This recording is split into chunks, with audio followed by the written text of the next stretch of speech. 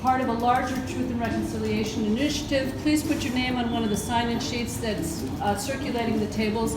Alderwoman Dolores Holmes will be chairing this meeting. And again, thank you to Alderwoman Simmons for convening us and bringing us together. So I just want to say thank you to the Equity and Empowerment Commission for believing in this initiative and working with the community to come up with policies that will bring repair and bridge the gap. I think we are all pretty clear on how we got here and what the impact has been. So there will be other meetings to talk more about that. This meeting, I'm hopeful that we can walk away with actionable plans and suggestions, recommendations that I can get support from my colleagues on council that we can implement and actually bring some repair. So thank you all for being here. I'm hoping that everyone from every neighborhood in Evanston, this is not a black thing, this is not a poor people thing, this is a responsibility of all of us. And I'm hopeful that we all honor our values in Evanston as we say we celebrate our diversity and we really buy into this. So I'm asking that everyone come and share your voice. This is a safe place. It might get uncomfortable, but this is a safe place to really give your honest feedback on what your opinion is about repair and what your suggestions of repair policies might be and how we might get there. We're going to have to think about where that revenue is going to come from. We don't have it. We know we just went through an uncomfortable budget process, but I have some creative ideas on things that we can do to get to that dollar amount, and I'm sure that many of you have ideas too. So again, thank you to everyone that is in this room. Everyone in this room matters. Your voice and your opinion matters. I mean that. And thank you to the commission. Thank you to Alderman Holmes for leading this discussion. Thank you. You know, in every community, believe it or not, all across the United States, there's going to come a time when people will have to face the past. And now is the time in Evanston, okay? So we are trying to take this step at a time. I just want to reiterate what both Alderman Simmons said, as well as Alderman Grover. We will, over the next year or so, however long it takes, we'll be doing truth and reconciliation sessions that will be much broader than our commission members, where we will have a chance to really get to the nitty-gritty of all of the injustices from every area of life that has happened. We really will. But tonight we have a very narrow focus, and I say narrow only because Alderman Simmons gave the commission a charge to do, and that was to look at reparations or repair in the area of housing and economic development. But we really want to be able to do what she asked, which is to give her some suggestions and ideas that can be presented to the council. And if we sort of keep going all over, because we know that there's lots of stuff that needs to be done. We all know that, and we acknowledge that. But if we just keep our focus on that tonight, I think that we can get something out of this meeting, as well as on Saturday, we'll be able to then present her with something she can present to the council.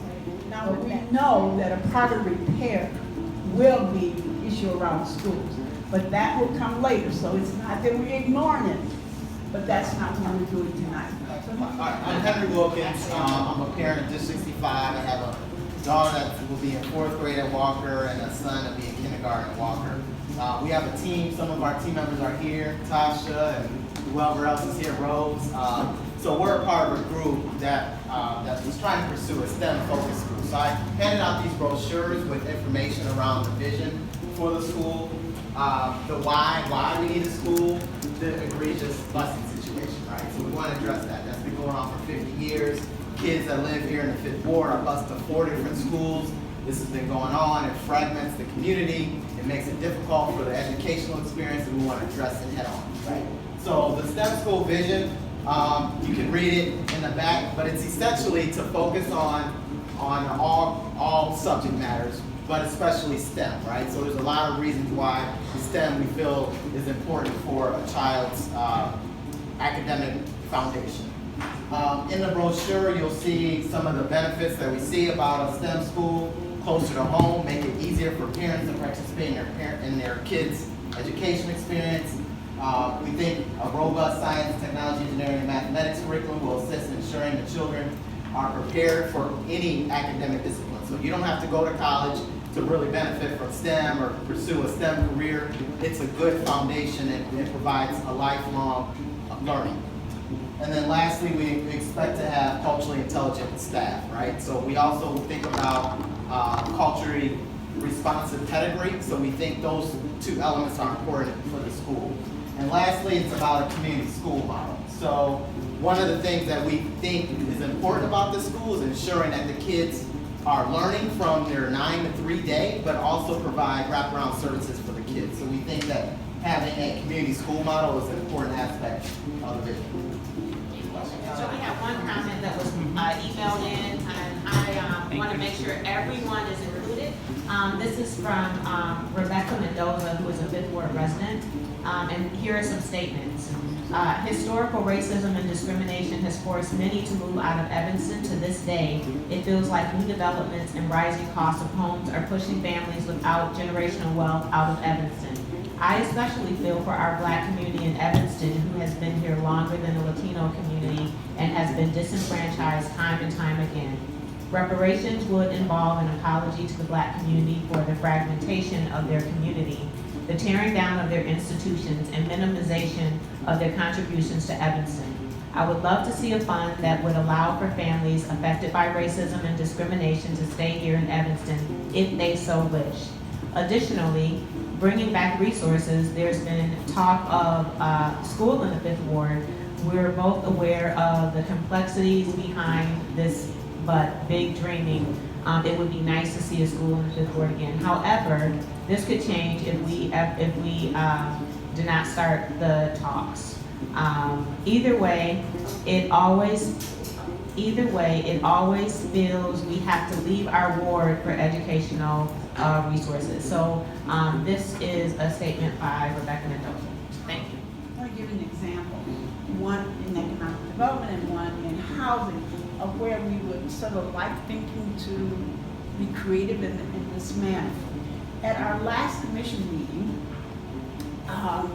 Ms. Payton was there, and she made a statement that just struck me as, why haven't we thought about that before? And I thought, what a better way to start out a meeting by using this example. When we talk about affordable housing in Evanston, everybody says, well, there is affordable housing in Evanston, and we can't deny it, it really is. It's based upon the median income. However, we have a lot of people who live in Evanston whose income is not near the median income. So we need to think about affordable housing in terms of income base. That's one. What she talked about is the landlords, and I don't think we even think about this, who rent to low-income families.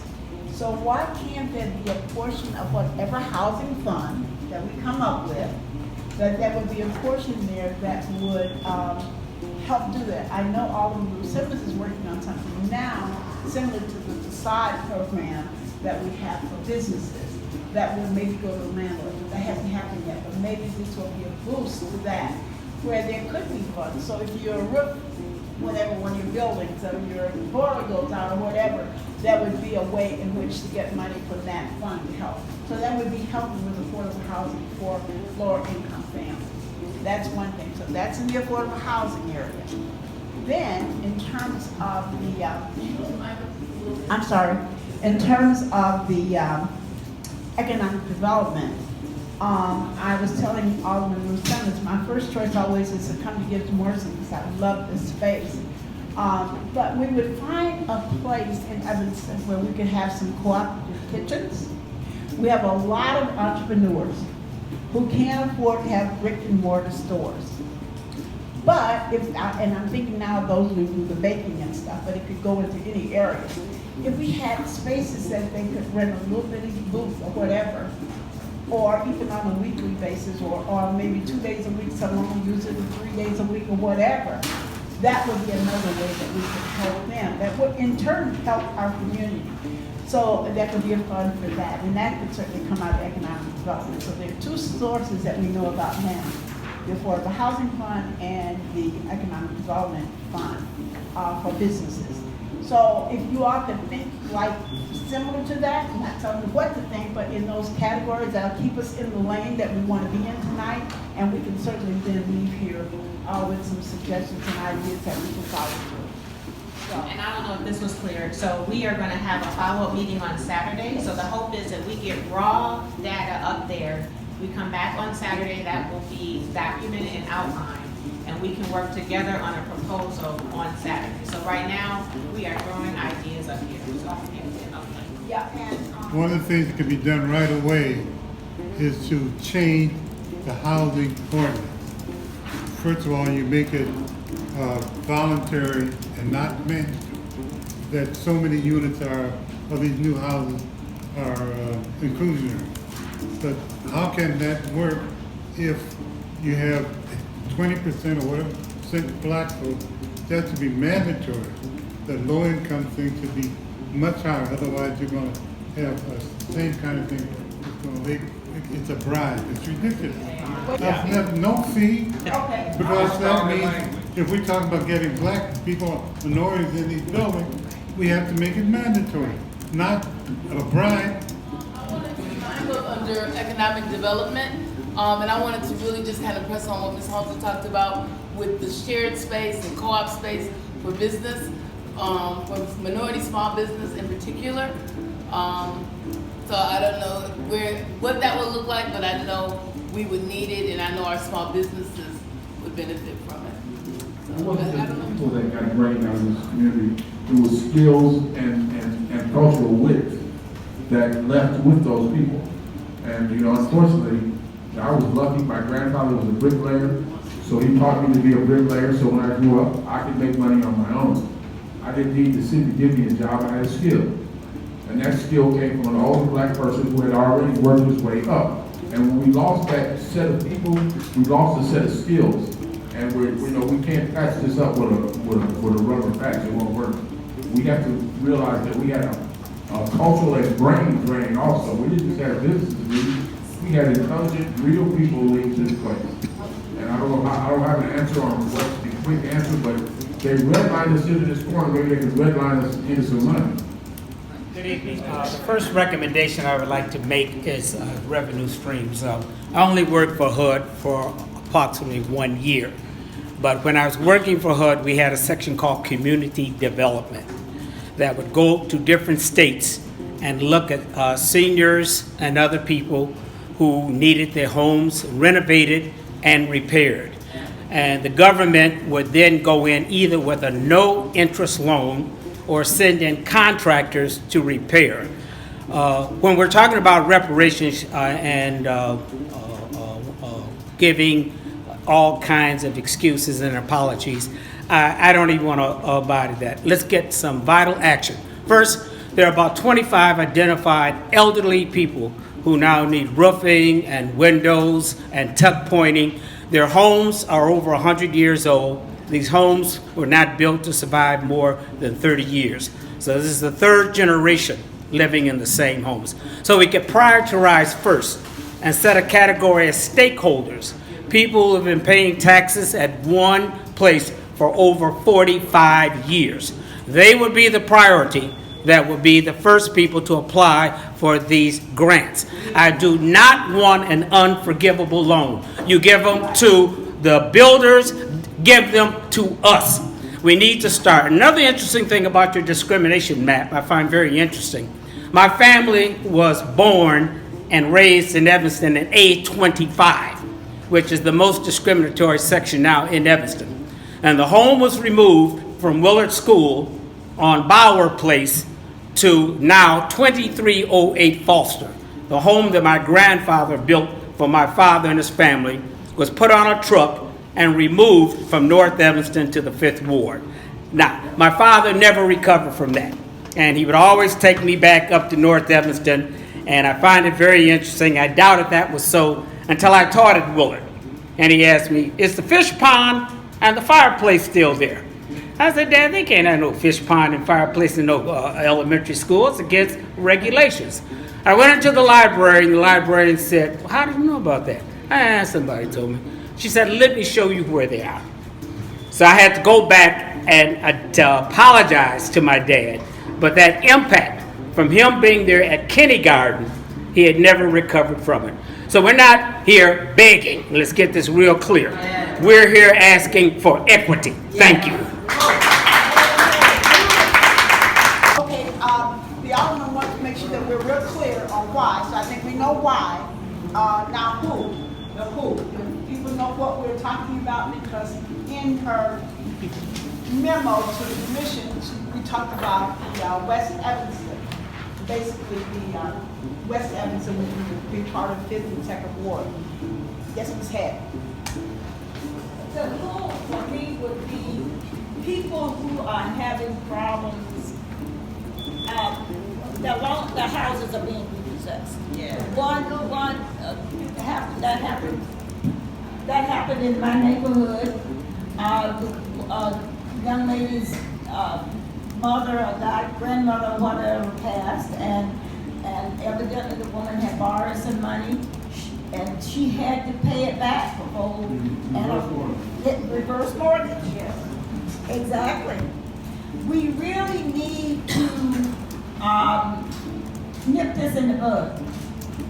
Sounds like a really good idea, but it really isn't. So we need to have a way to help these people who, who have been in the neighborhood, and now maybe they're taking over the house or whatever, and they can't afford to pay the mortgage or the taxes or whatever. We have to have a way of keeping these people in the neighborhood. It really hurt my feelings when this young lady had to move. Wasn't nothing else she could do.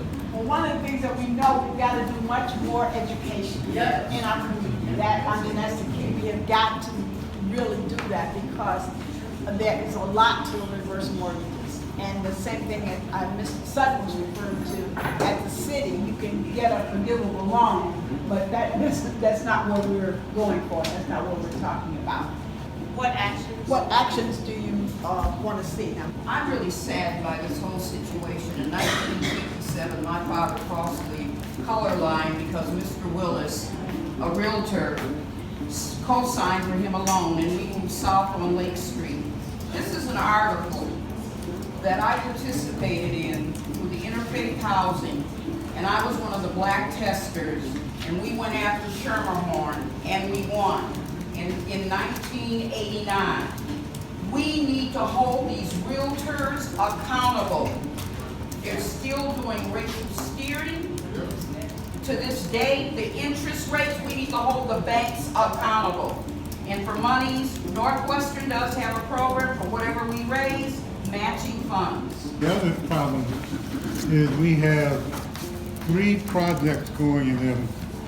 The Robert Crown at $54 million, the one on Sherman, the Clark construction, and the one on Emerson with Lucas. Over $100 million. And they are not giving any of that money back to the community in a real way. So they don't hire enough black folks, they don't have enough black contractors. Again, that should be mandatory. If somebody's going to take $54 million of our money and not give it back to where it belongs, that to me is worse, the worst sin of all. They should be required to hire black contractors, minority contractors, local contractors, in all these situations. one of the things, and Mr. Wilson sort of spoke to it in terms of. No, it's on. Oh, It's not on. You have to press it.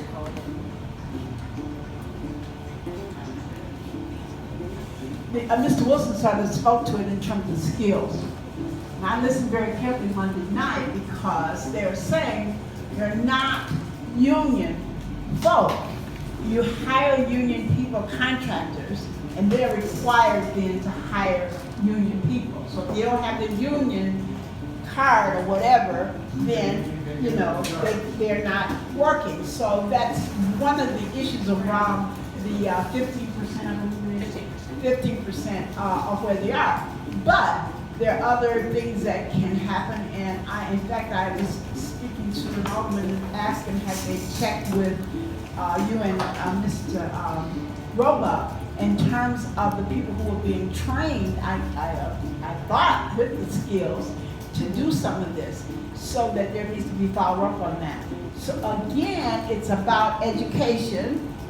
You need to understand that it does take some skills. Now, I believe that almost all the people that we have who got union jobs, I know some of the folks I've seen out working that I know who have union, who started out, actually, some of them started out with the deep tunnel and kept their union stuff going and are working on these projects now. Hello, Willie Shaw from the NAACP. A couple of things. If I understood correctly what this is about, you know, that there maybe, or you anticipate, or at some point there would be funds to do some of this, action with. So there are just a couple of things in terms of community.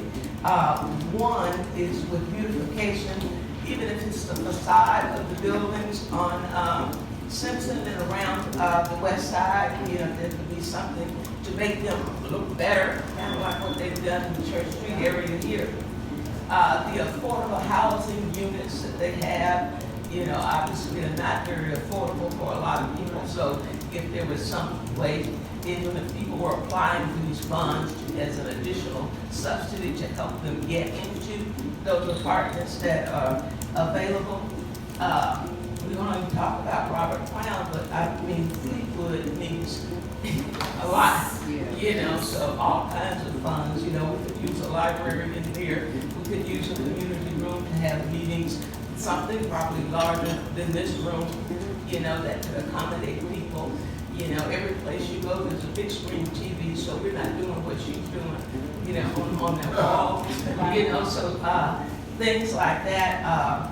I think in terms of schooling, you know, even students that are taught at high school level, and they're going to Oakton or community college, they oftentimes cannot even pay the fee that they have to go to a community college. So if they could apply, you know, for funds, I don't know how you're gonna have this set up, how will people ask or request the funds that they needed, but some support in terms of even going to a community college. You know, also in terms of education, I think we need to investigate what apprenticeship programs are available and maybe assist those young men and women getting into those programs and helping them to be successful in terms of skill development and financial assistance to those programs.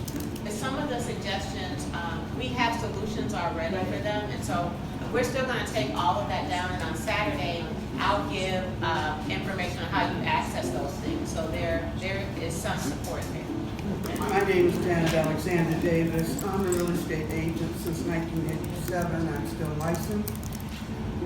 But because of my legs, I'm not getting around like I used to do. But I've also heard Monday night's discussion, and Alderman Ruth Simmons, thank you for all that you do.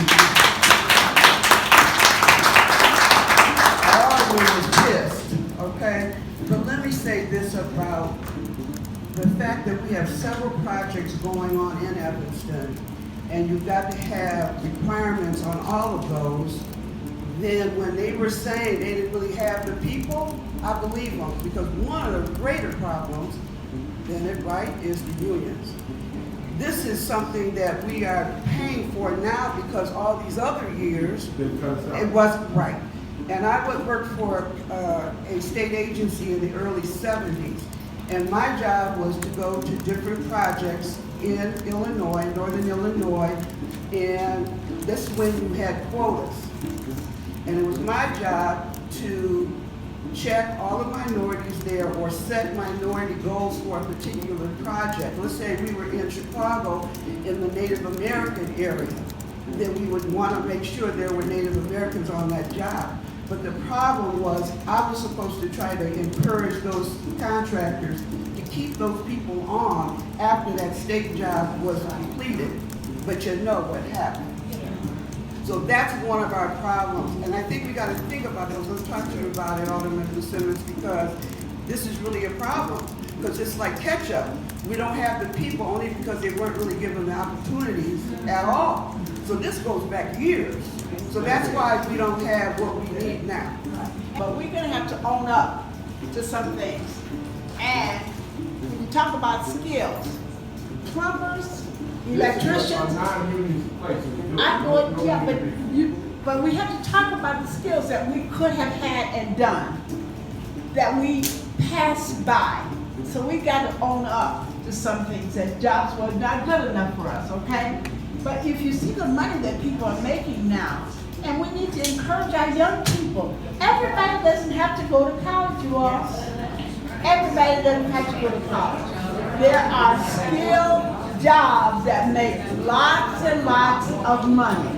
And we need to encourage our young people to do that. I want to say for our community, absolutely, skill training is so very important and we need to provide it. The issue is, I believe that somehow action must be taken, that there is tutoring available for our youth because they're not passing the test to get into the skills training. So we need to have some type of funding provided for them to get shored up to where they need to be in math and reading in order to pass the test. And also, I believe that action should be taken where there is some type of grant available to tell the history of African Americans in Evanston. Things, just a shout out for Shorefront, just Yeah. because. But they need funding. You're right, they need funding. And then I want to say something else. In that debate at council, there was a comment made that maybe no one's unemployed, we don't need jobs, folks aren't interested in jobs, and I want to correct that. We wouldn't have general assistance. We wouldn't have 250 shares of a job posting on my Facebook page if everybody was employed and having a living wage job and career path. So I just want to go ahead and make sure that that is clear, that that's inaccurate. People need to work. You must understand what Janet said. First of all, if you recall, there was $14 million given to the city of Evanston to repair housing. They didn't want to hire a minority contractor. We pushed back and got about 75% of that, or a substantial amount. The fact is that there's what they call a project labor agreement, which is what Janet is talking about. In other words, the city is required to do what they call Davis Bacon, which means no union. And they make agreements sometimes where they have project labor agreements for that particular project, which is what happened at Corrupt Crown. But the contractor, the developer, has an obligation, or should be forced, to make sure that he hires, because they can hire ABC black company and make it a union company just for that project. Just for that one project. They can have apprenticeships. There are all kinds of ways where they can reach out and be affirmative, because reparation is an affirmative act, not a gift. It's an affirmative act. They have to show that they're serious about trying to develop the minority and local community. Thank you. Now, I just want to push a little bit back on the union idea, because when we built this place, they tried to stop us from building this place because we built this place with gang members who were not union organized. And they did everything they could. The union stood out front of this building and said, you can no longer work here. When we were building sort of on the back, they said we had to be in the heavy equipment, and I told them to get the hell out of here. And we built it anyway. So the idea that we don't have these skills is a myth. We have the skills. Little gang members took this door up. And I did have to take the weed out of their pocket, but They put this door up, they built that studio. So if you want to see, do young African-American men have skills, look around you, does it look like it was badly built? We are going to do truth and reconciliation in this community. That's gonna happen. And then we'll peel back all of the onions in that needs to be talked about in every area. We just want to keep it sort of focused tonight on economic development and affordable housing. And I know we got a little bit into the jobs thing, but that is a part of economic development for our community. We need to find out some of our business folk can't find places to operate. Wouldn't it be nice if somebody had a building that could be redone and made into that? You know, there's ways in which we can do it, but we got to be creative. We got to think outside of the box to do some of this. That's what the Alderman is asking us to do. Petitioner, what happened to the incubator space that we once had here in the city? It was shared space. Down at 820 Davis, I don't know, 820 Davis. They moved to Skokie. Evening. My name is Carla Easton. I'm a local business, Body Works by Carla. I'm a massage therapist. I used to go to Lift Evanston for over 10 years. They helped me once a week. I used to call it the Power Hour for my business. And since then, for me, it's been kind of hard to kind of separate my personal life from my business. And then they just had good resources that were free. That kept me on track and stuff like that. So it'll be nice, like you said, the shared space and stuff like that. Like for small businesses like me, I don't have a brick and mortar, so I do need the resources. And ever since Lift Evanston, well, I followed it to Lift Chicago, and then I think when Rauner got in, they dissolved it. So I think it's been about 5 or 6 years, but I went to that program I did for over 10 years. So I know for me, personally, I do miss something like that, you know, local in the community. So it would be nice to get something like that back as well. So, because I mean, as long as I have the resources and stuff like that, I will move forward and I can flourish with my business. I just can't do everything myself, you know, so. We need to have some place in the community where, what am I trying to say? Banquet halls. Yes. Because we have these huge, my church we have banquets all the time, paying thousands of dollars to the other person. If we had something in our own community where we could use and keep the money within the community. I believe there should be a fund for the descendants of those who were pioneers in Evanston of African American descent, where there is a fund that young entrepreneurs can apply for funding for their businesses because their parents paid the taxes, so they should reap the benefits. I'd like to know what money do we have that we could target besides the housing fund money for housing development or housing support? And has anybody done any demographics on the community of Evanston with the original blacks that moved here? And let's do an estimate of how many years that those people were disenfranchised as well as their descendants. And if we're talking about Evanston, let's be specific. Let's do an estimate of what we would feasibly think the reparations would be in dollars. Just two things. I think of Roy King. Roy King, like builder, master builder, and people like that. I did an article once on someone, and it's so amazing how many homes were built by African American people in Evanston. And I also, I'm 76, and I do remember, I lived in South Evanston at the time, but I remember being young and houses were being moved all over the place in Evanston, say in the late 40s and the early 50s. And one other just thought, some of us remember talking about shared space on Clark Street off of Howard. Remember that building? What did they call that? That's where people from all races and cultures, they rented space. It's really small and all of that, but it's always been in my mind. Clark Street Mall. Yeah. Is that what, yeah. So if anybody doesn't know what we're talking about, just that's an image of it, you know, and that did well for a very long time. So that's what we ought to think about doing. I don't know what building, again, space. But I wanted to say, in response to Mrs. Treadway's, what money, where is the money coming from? And so I want everyone or anyone that has any suggestions on that to feel free to share. In my opinion, I would like to consider a portion of the revenue from the graduated real estate transfer tax that we just passed last year.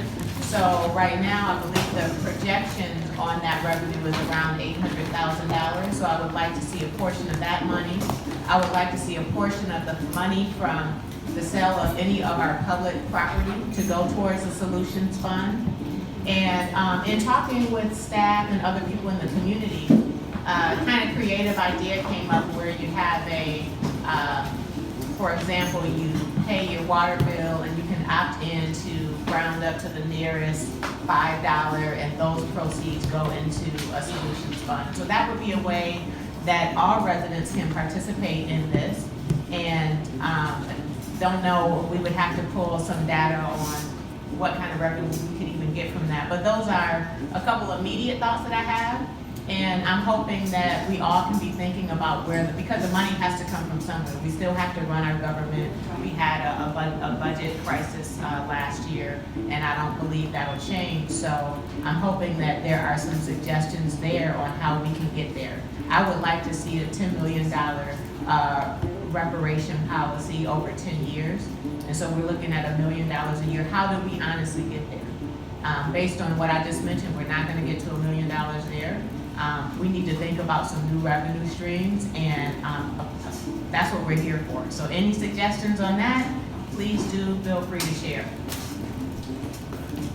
Any other ideas? Anybody have a dream that they would just like to see that we can stick up here? I mean, because this is what this is all about. For me, I'm just gonna break something down before I say it out loud. So reparations, like what does that mean? It's making amends or trying to make amends to a group of people that you have done wrong. You have done wrongdoing in court, whether that be through monetary value or helping them in some way. I was born in Jamaica, so the who would be Jamaicans. I was born in Jamaica. This is a more specific situation. Me and my sister came to Evanston. I was 5 years old, she was 6.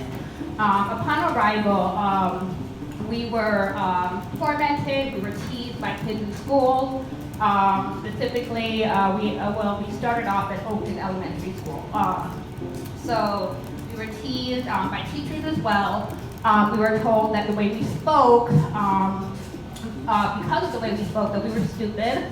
And they then placed my sister in a lower class and kept her at a lower level. Until she was about 6 years old, one of the teachers spoke up and basically went to the principal, superintendent, and said, you know what, this girl has been passing tests ever since you placed her in these lower level classes. She does not deserve to be here. And luckily that teacher spoke up. She helped my mom out and got her out of those lower education classes. Because of the way she spoke, basically, they told her she was stupid. I was teased a lot. And that is a wrongdoing. So what actions, I would say, would maybe create a fund for the Jamaicans, because I know for a fact, if our family went through that, there is a lot of other Jamaican families that went through that upon coming to Evanston. And maybe it would be through creating a fund for Jamaicans, whether it be for their mental, stability, things that occurred or affected the children mentally from being teased, tormented, and told they were stupid because of their dialect from teachers, principals, and being placed in lower classes strictly based off of how you spoke. However that may look like, so that's something to think about as well. And the revenue stream, well, I know for sure there are already a couple Jamaican organizations like the Jamaican Cricket Club.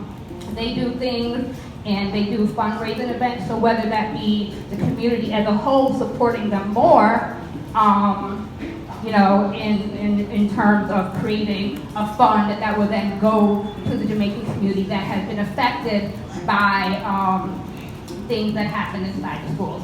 Just a little history. I bet you anybody can tell you they came up from the South, the same kind of story as a mom. If they came from North Carolina or Georgia or Tennessee or whatever. Kids are cruel, so kids will do that. But I mean the same kind of thing. So we just want to fund. It doesn't have to be where, I know that we all come from different parts of the country, but we all came from Africa, so we're all black. So we're talking about black folks. So one of the things that we want to do is that we're not going to fight about this. We're going to work on this together because we're all the same. All right? And we have a lot, but we have a lot to do. And I had said to both Alderman Ruth Simmons and Alderman Fleming, I am real old school, and I think that we need to do some relationship building and some community sharing and talking before we get to this.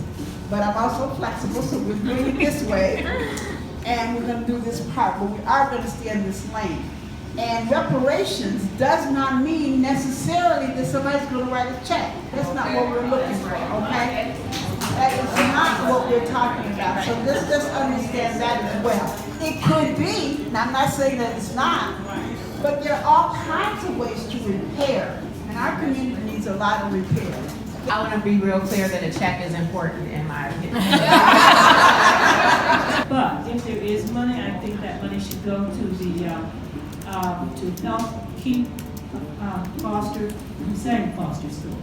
That's what I think. That would be a community project, and that's if there's any money involved, I think so. But I think I'm glad you mentioned the building, foster school facility, because that building, guys, that building can do everything that we're talking about. It is big enough. It really is.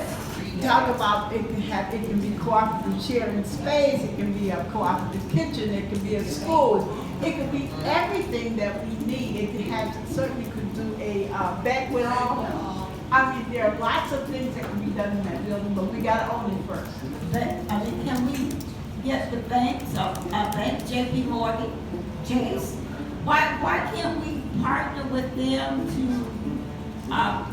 put this idea with them and see if it's something that we can come up, maybe they can give some type of revenues. Maybe a return to profits, huh? Well, whatever. That they want our business. So I would think it would be, it would be worthwhile to check with the banks and say this is what we want to do, and what is your idea for, making it work. In my more radical days, I would say, why don't we all as black people go and tell the banks that we bank at that we're taking our money out if they don't. How radical anymore, y'all? I'm old now, so I can't do that. But no, I mean, that is the kind of action that we need to take. But how many people are willing to do that? See, we got to go back to those kinds of things that if we're going to do that. We have a habit of talking the talk, and we need to walk the walk. How many of you are willing to get out there and sit in and march and sit in somebody's front yard? One of the things, obviously, you're talking a lot about city stuff, but what about getting to, connect with synagogues, churches, Northwestern? I mean, Northwestern didn't allow black students to live on campus a long time ago. And just sort of do a public relations, public awareness effort to the white community, because it's really, in a lot of ways, it's the white community that needs to do the reparations, whether we were here or not back then. I really think that it's something that is important for us white people, to be involved in. And I think a lot of the religious communities would buy into this, and big companies and Northwestern. And that is actually, you're absolutely right, Nina, and that will happen with Truth and Reconciliation. As we begin those, it will be everybody, because you're absolutely right, and that's where we will have to come to some reconciliation with the white and black community to make sure this happens. And I'm talking mostly about money. Right. I want to echo Nina that yes, the conversation is fine and I will be there, but I'm talking about the dollars. Yep. The dollars is what is needed to get to the repair. And I'm only saying you can only get those dollars with conversation. Yeah, I agree. That's where we differ. And that's the way it has to go. Well, add to that the conversation and the communication, because this is a nice sized group, right? Yes. But compared to the number of people that live in Evanston, where is everybody today? Exactly. So we need to get the word out so people show up to have these conversations, to generate more ideas, and then once whatever is decided on, then you have a bigger group of people that can go around and do whatever it is needs to be done to make it work. When we get to Truth and Reconciliation, it will be a much broader group of people, because it will be broader than the Equity and Empowerment Commission. Remember now, we're just a little small commission. We're only a subcommittee of that commission that called this meeting. Now, so I'm hoping, we work. I can't even tell you how happy I am to see this many people here, because we had no idea how many people would come out. Now we're doing it, and certainly using the Alderman's name to help get it out. But hopefully you will spread the word, and we'll have double this many people on Saturday. I mean, that's the only way we're going to get it out. So again, we're looking for people who are interested in being part of a reconciliation initiative to sign up so that we can figure out how to help us with the planning of it. Do the planning of it as a community. We have the Community Reinvestment Fund and all the banks have. Yes. That is a federally directed law that says they have to reinvest so much money in the community. What we need to do is to when we get a committee to look at the banks, and we need to find out what are they what amount of money are they reinvesting in the community, so we can ascertain how much money we can get from the banks. First of all, before we go marching up and picking in front of the banks and pulling our money out. If you have a CD, you don't want to pull it out before it's due. Okay. The other thing I want to say is that was one committee. The other committee I think we need to have a committee to go to Shorefront and to do the research on the families, from the original black families that first came to Evanston, and see if we can trace some of the descendants who might still be living here. And also that would go along with the demographics. I've already requested the 2015 mid-year census, because we've already lost over 12%. Did you get? I'm requesting the mid-year census from 2015 to determine how many more black people have left Evanston because they cannot afford to live here. Now, we've already lost 12% from the 2010 census.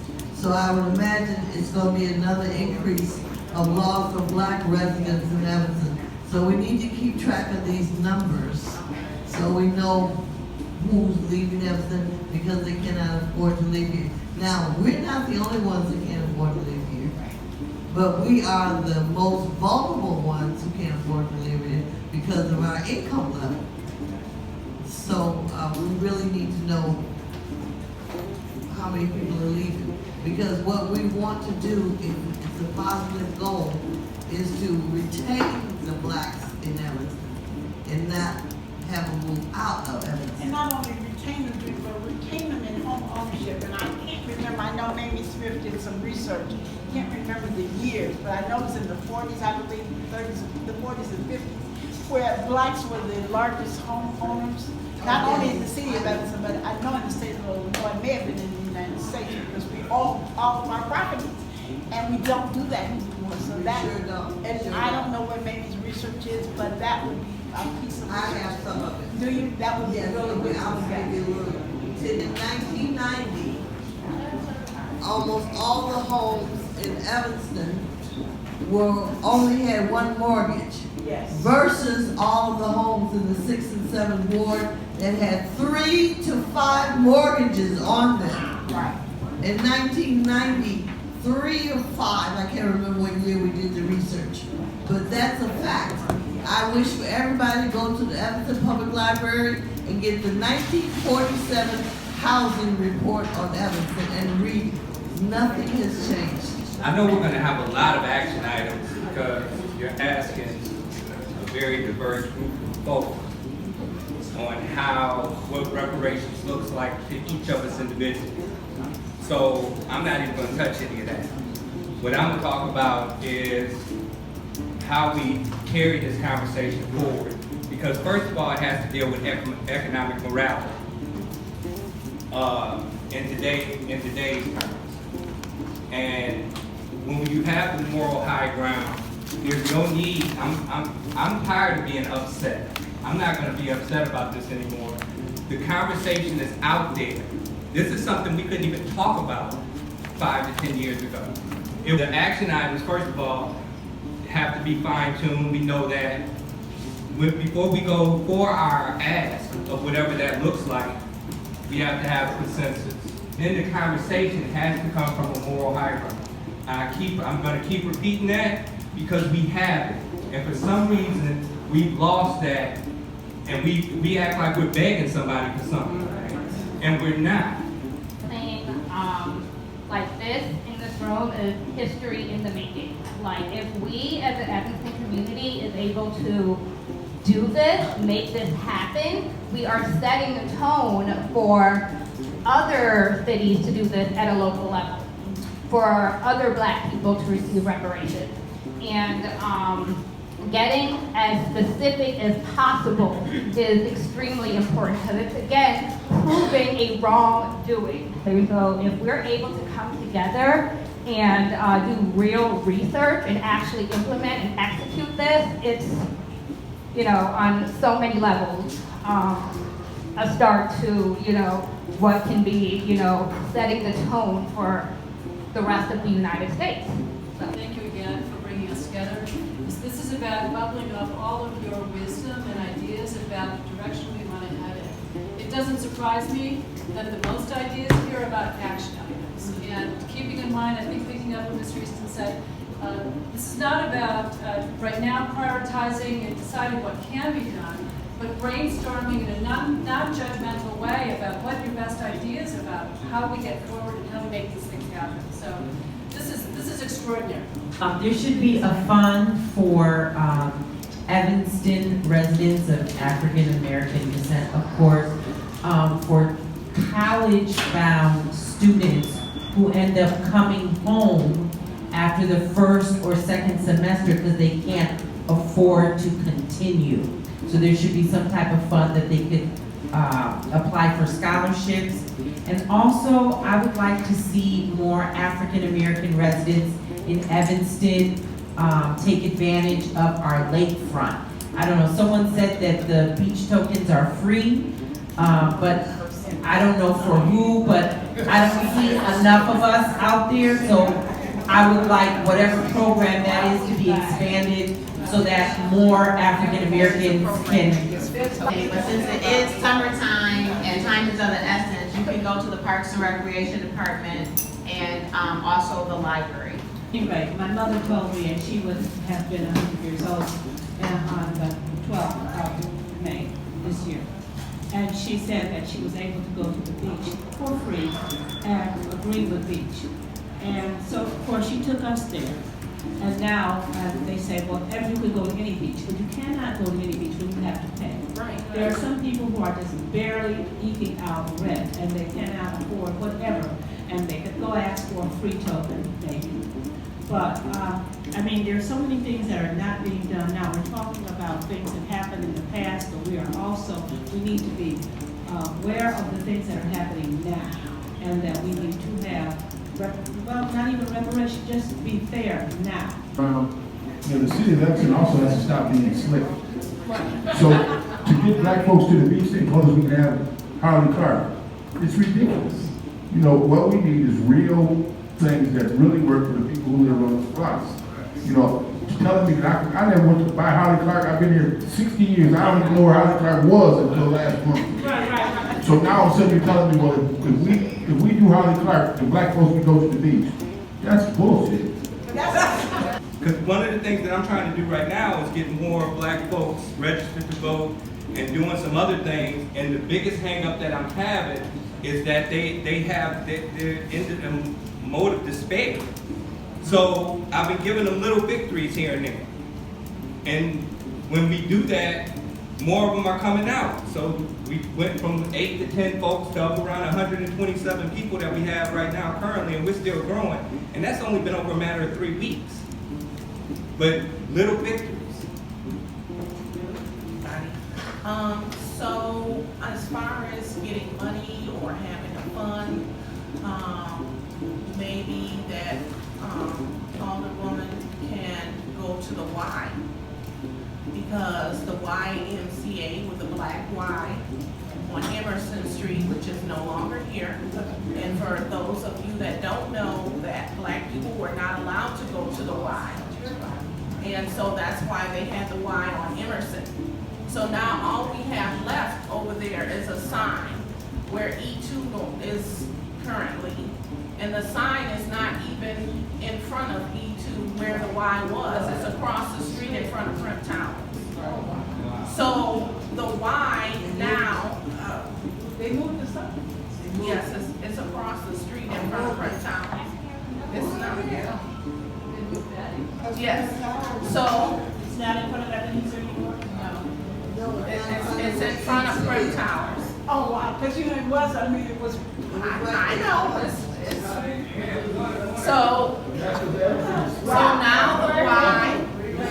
now the Y wants black people to be part of the community. So when my mom was living, she thought that was a slap in the face, because we weren't allowed to come back then, but you want our money now.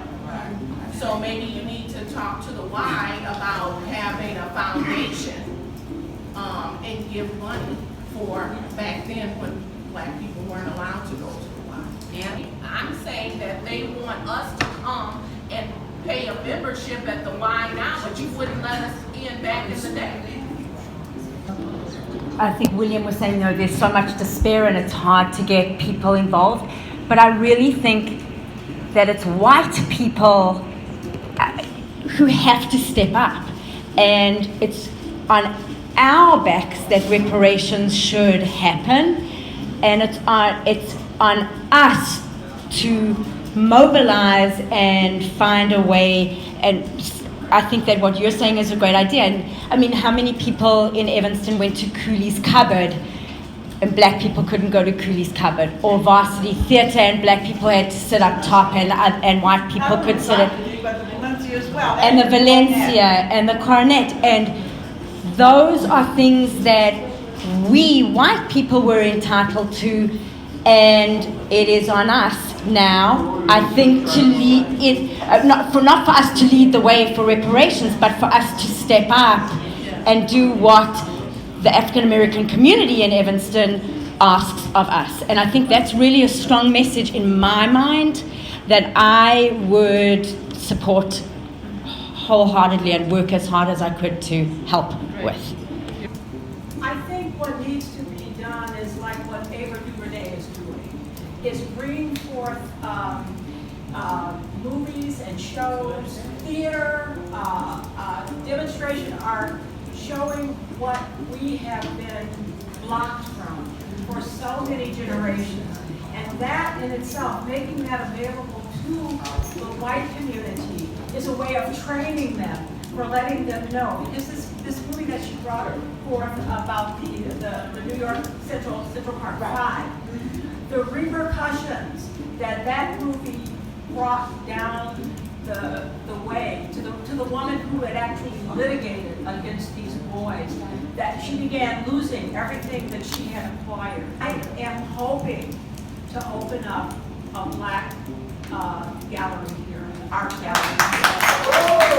The stuff I have, it needs to be hung. It just can't go around to pop-up shows. Right. I can't carry it all and stuff.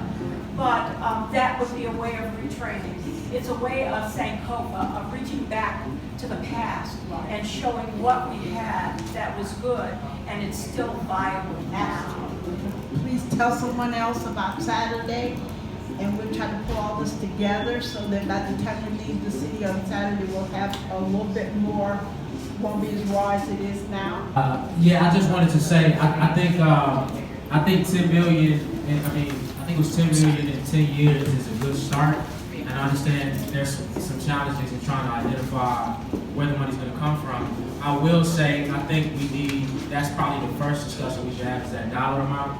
10 million seems very low when you consider just this area, the west end of Evanston, over decades, every home in this community was devalued. That's what redlining was. Yeah. Every single home that was in this community was devalued, which meant that when they sold their homes, they got less. And we're talking about thousands of homes. And then that's where I was gonna go next. You can't refinance, you can't get a refinance loan. If you get the refinance loan, it's a predatory loan. It's just, if you really calculate the harm that was done over decades, I think gonna have to be more aggressive on that number. And I think getting the city of Evanston, They use that as a starting number. I think getting the city of Evanston to really commit to putting it as a percentage of just what they're gonna do moving forward and allowing them to figure out how they fill that gap, I think it's a good start. But I think we need a much stronger commitment in order to make sure that our next generation starts off really prepared to thrive and not just be trying to sustain all the time. I think that's what really the debt that is owed is about us thriving and not just recovery. Yeah, it's about thriving. So Bobby, I agree, 10 million is way low, right? But I'm trying to be very realistic about an attainable goal that I could do in my seat as alderman. And I'm hopeful that this will pass and it will inspire institutions in town to follow suit. So I know how much I can push in my role with all the other responsibilities of the city that I can't neglect because I serve everyone here. And so I'm agreeing with you, 10 million isn't enough. 100 million, who knows what the number is? We'll never know the potential of the loss that we've had because it continues over generations. So I want to agree with you, but give you some answer on why that number is the number that I came up with. And I want to say this because my name is Patricia Effingham. I'm the Chief Equity Officer for the City of Evanston. And I want to encourage what Alderman Holmes has said, is that I did have several people who were white who said to me, I know I want to come, but I know I don't have a place to say anything. It's not my right to say anything. What Alderman Holmes is saying about talking about this, we have to talk about it. And it's an uncomfortable subject. The Equity Empowerment Commission has been together almost 2 years, and it's taken us almost 2 years to learn to be open and have open conversation. Oftentimes, when we start the conversation with race, white people will shut down. They don't feel like they have a right to say anything. And so we have to learn, we have to have these conversations. And that's why the truth and reconciliation portion is so important. It is about the dollars, but we're not going to get to the dollars until we can get to the conversation. But until we can all engage, and I know that we don't have a whole lot of white people in the room tonight, but there's been a lot of silence from that group. And I'm not saying it's because they're uncomfortable, but I'm saying we have to learn. And if we're going to come together on Saturday, and if we're going to really push this effort, we have to talk about race. And thank you. And I just want to say, when she talks about uncomfortable conversations, we are taking an uncomfortable journey. Bus tour here at Evanston, along with Evanston Girls Career and NAACP and some other sponsors, to the Legacy Museum in Montgomery, Alabama. If you haven't been, we all need to go. But it's a trip for the community. So we have to have this conversation and these kind of things together. So we are going, I have information, so I won't take anybody's time. We're registering until July 22nd. So I'll be right here in the corner. Announcement. The Equity Empowerment Commission is sponsoring and hoping to bring to Evanston beginning in August an exhibit called Undesigned the Red Line. And we will have, working with Shorefront Legacy Center an Evanston-specific story about the history of redlining and housing discrimination in Evanston. So we hope that it will be housed in the second floor lounge of the Evanston Civic Center for at least a couple months.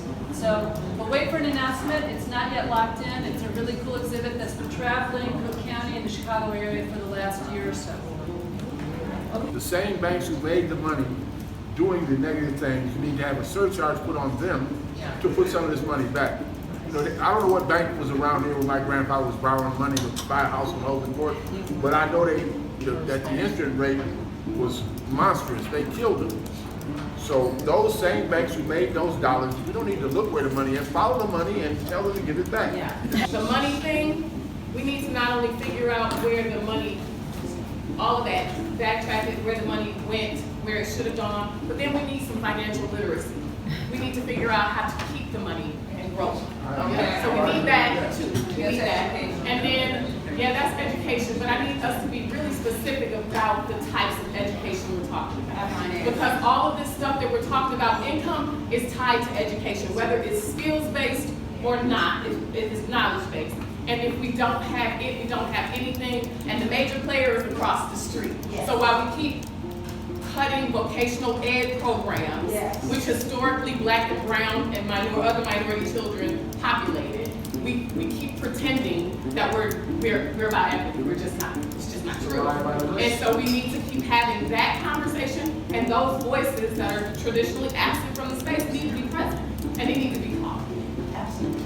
I just want to say thank you all so much for coming and